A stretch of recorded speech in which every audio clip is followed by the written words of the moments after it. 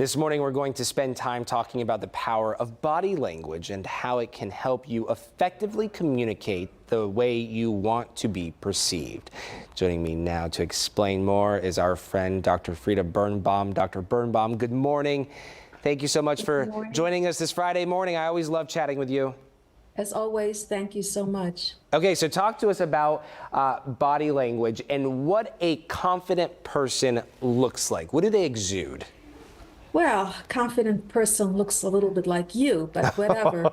That means that you really have the power to give people a feeling of who you are the first few seconds when they look at you, which is if you stand straight, your shoulders back, your hands and legs relaxed and firm. Well, your legs firm, your hands relaxed. Put it that way.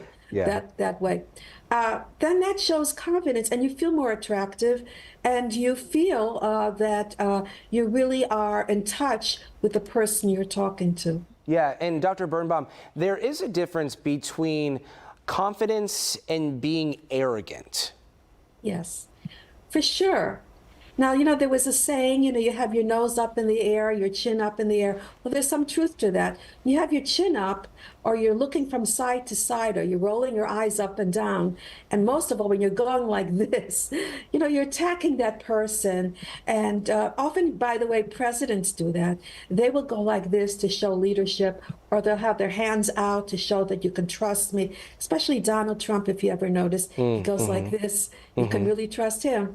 But, that's really the message that we're giving when we show that we have arrogance about us. And of course, with leadership often comes dominance, and leaders feel that they have to exude some sort of dominance to let you know they are in charge. What does that look like? What can that look like?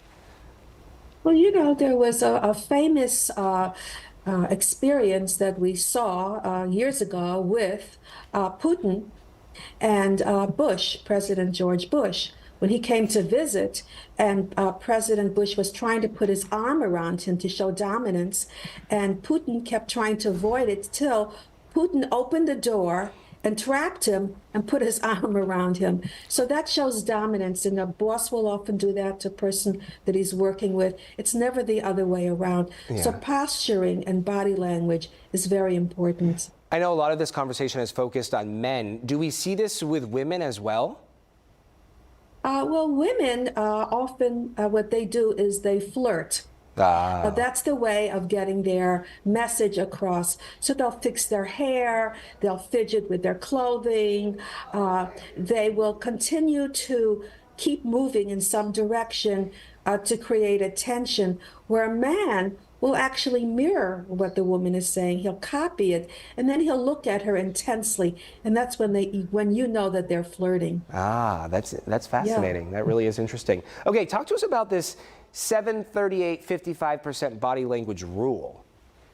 Do you know that 7%, it's only 7% of what a person says has to do with communication? So all that I'm memorizing here, it's only 7%. That's pretty scary. Anyway. And then the 38% really has to do with the tone of voice, with the way you sound. Yeah. And 55%, that's the most important part, is the way your body is using the language, the way you're talking, the way you're shifting your head, the way you're using your hands, and that shows confidence. If you're going too much like this, it shows you're nervous, or too much like this, you're intimidated. But just to be relaxed and be yourself is really the best kind of body language. Yeah, and there's a fine line. I think body language is so important, especially when you're communicating with people. Oftentimes as journalists, we talk to people on their best days and their worst days, and so to be able to convey to them through body language that you are empathetic, that you are listening, is really critical. It's really important. Yes, that's true. And there's so many ways that you can do that. And when we're listening to someone, the person knows that you are really taking in what they're saying. And as I said, when you're natural about it, then you're able to be I can't talk again.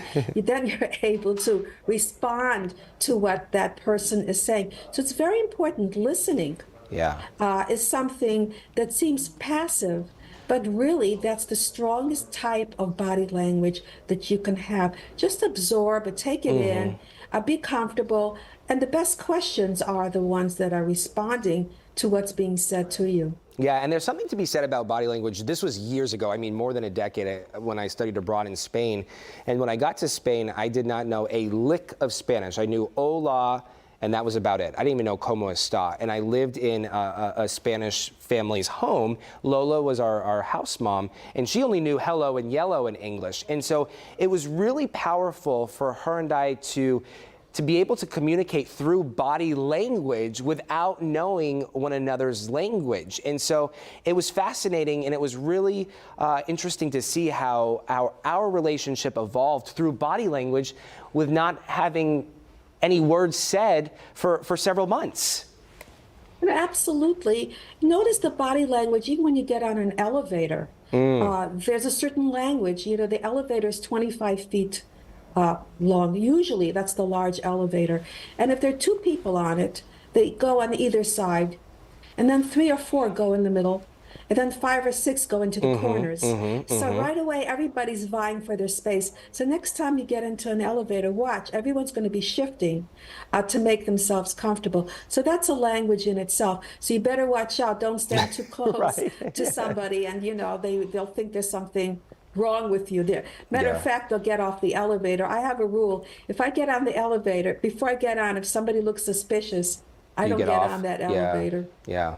Well, yeah, there's a lot to be said with body language. And to me, it just comes back to just be kind to people. Just be nice. You know, that's something that is such a strong message that you're always telling everybody to be kind. And it sounds so simple. Just be kind. But it's a nature where you're looking at that other person. You're not competing with that other person. You feel towards that other person the way they should feel to you. And then when you do that, it goes back and forth. But the most important thing is the way you present yourself when you align yourself for success. I mean, if you look at Zach, you'll see what I'm talking about. You know, his shoulders are back. Just watch him. I'm not making this up. He's standing straight. He's relaxed. He's himself. And with that, he's attractive. Okay, that's nothing we can always take care of. I mean, sometimes there's not much we can do about it. It's all genes. It's all it's my dad and my mom. So I thank them for that. You're so lucky. But you know, confidence is really something that exudes. You know, you're absolutely right. My dad's watching right now, so I want to give him a shout out. You know, he was always really big on when we were growing up on, you know, standing straight, you know, standing tall, and especially at the dinner table too. So, Dad, if you're watching, listening right now, thank you. And Dr. Birnbaum is giving you credit. My mother used to hit me on the back and say, you know, a person's like a plant, sit straight. Yes. To get away from me, but you know what happens when we get older. Dr. Birnbaum. Later on. Thank you.